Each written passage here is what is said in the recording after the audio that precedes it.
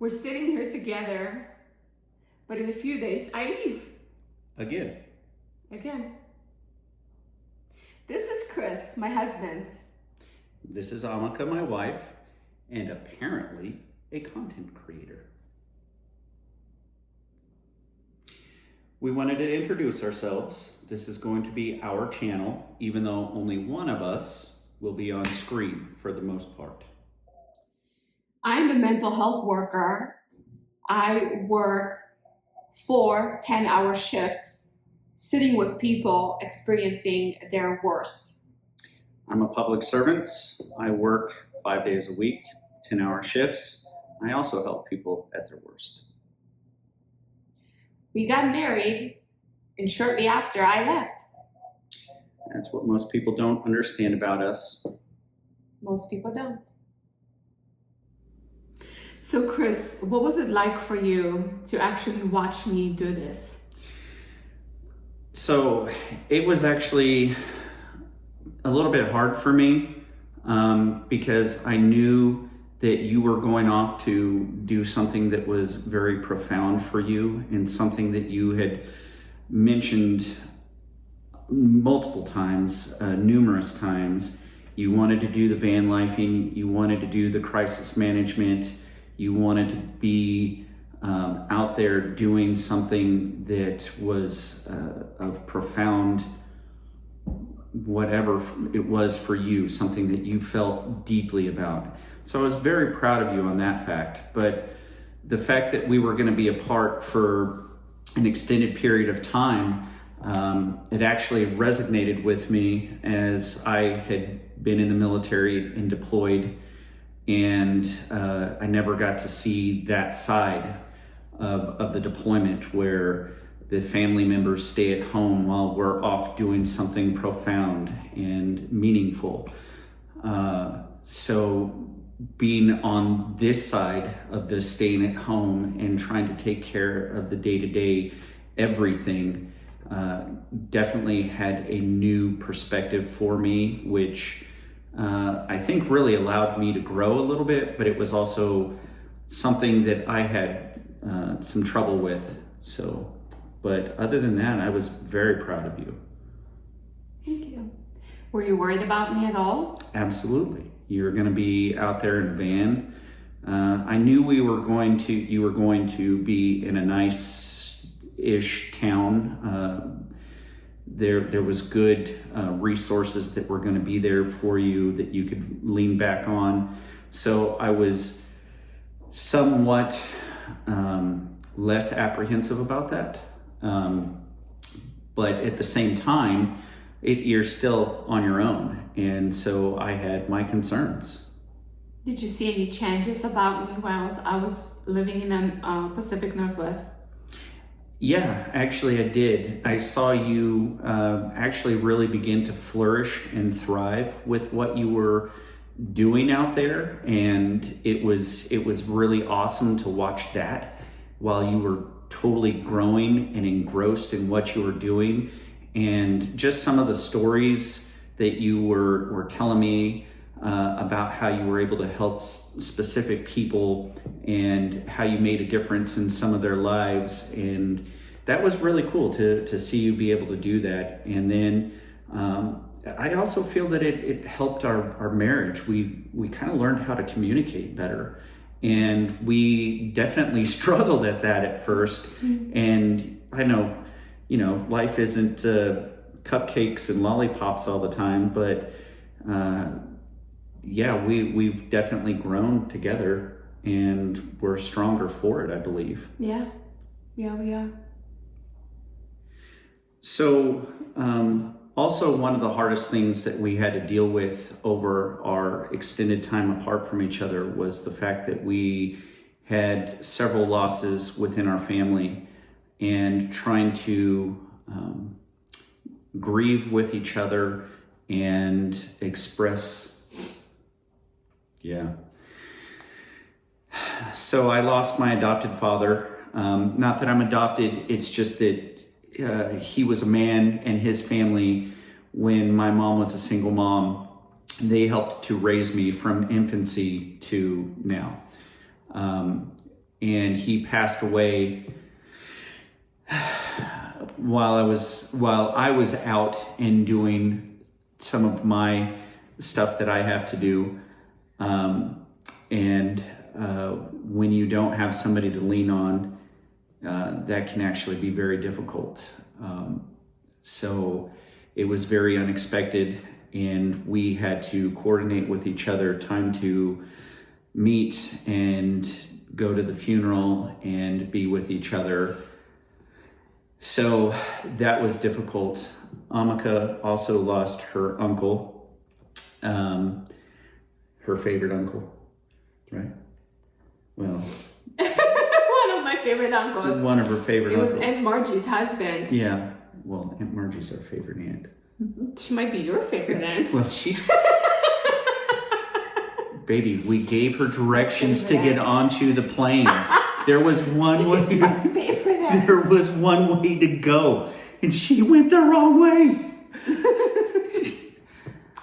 But the part of losing your adoptive father, Tim, was also a bittersweet moment, because that was the same weekend that we were also closing on our house.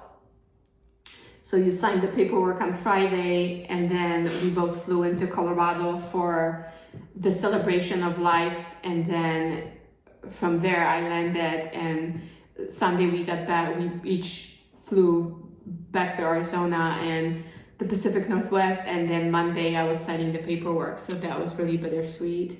And I did get to see my family that I hadn't seen in multiple years. That was fun. It had been like 6 years since I'd seen any of them. So it was good to see family, but it was a bittersweet reunion, obviously. And then just 2 months after. 2 months after our puppy passed away too. Yeah. And she wasn't a puppy, but Puppy look.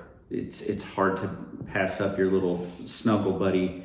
In a million years, I've always had bigger dogs, and she was a little lap dog, and I never thought that I would be so enamored with a little critter like that. But she was my little best friend. We'd sit on the couch watching TV together. She'd crawl up on my chest and just fall asleep on my chest, and I had to watch her pass.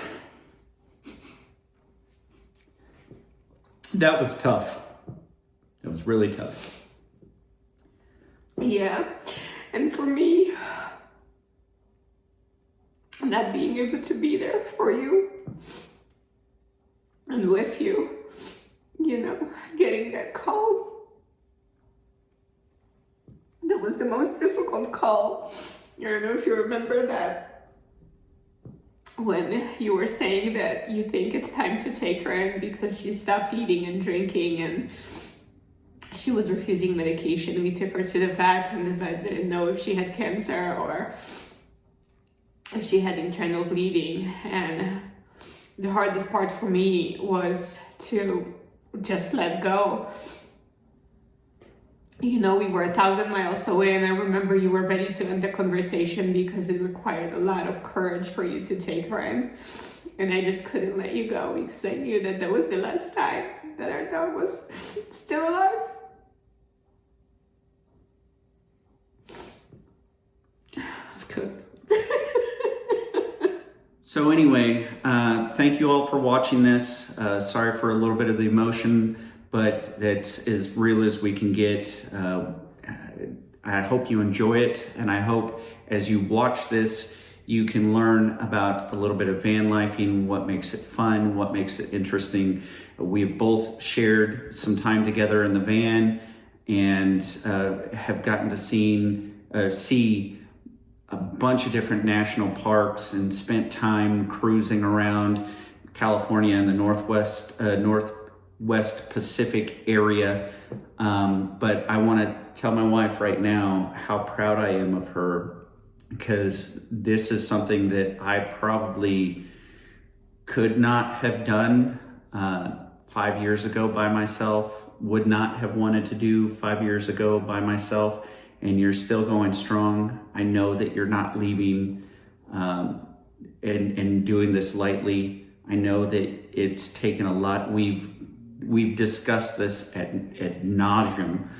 We have gone over it multiple times. We've actually had several arguments because of it.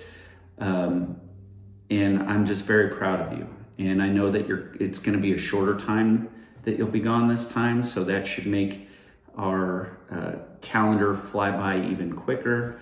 So I'm very proud of you, babe. Proud of you too, honey. Thank you. And I'm really proud of you of how you stepped up and how good you got at taking care of the house.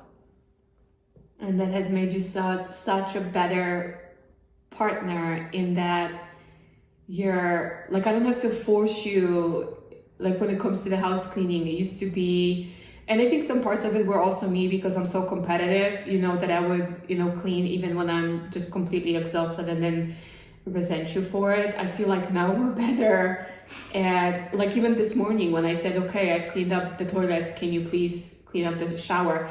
And you went and you did it right away.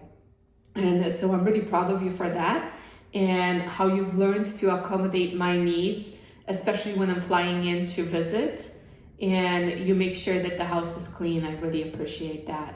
And how much I'm domesticated now.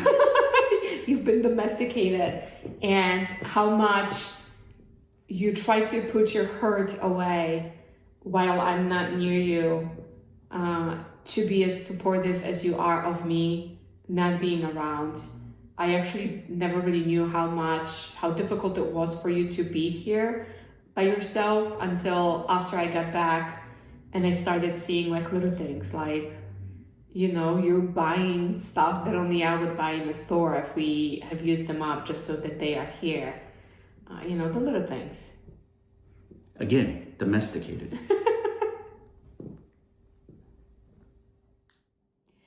If you're curious about Vanlife, welcome. This channel is for you.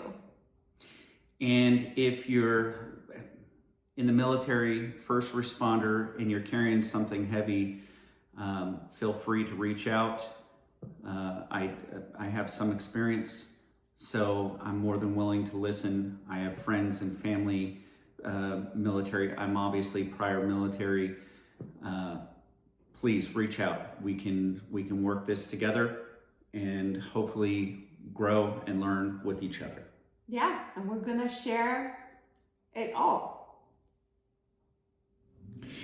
If you're interested in van life and you want to see more of this journey, subscribe to this channel.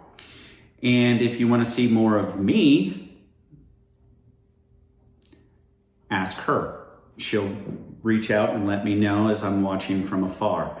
Apparently, I'm on the internet now.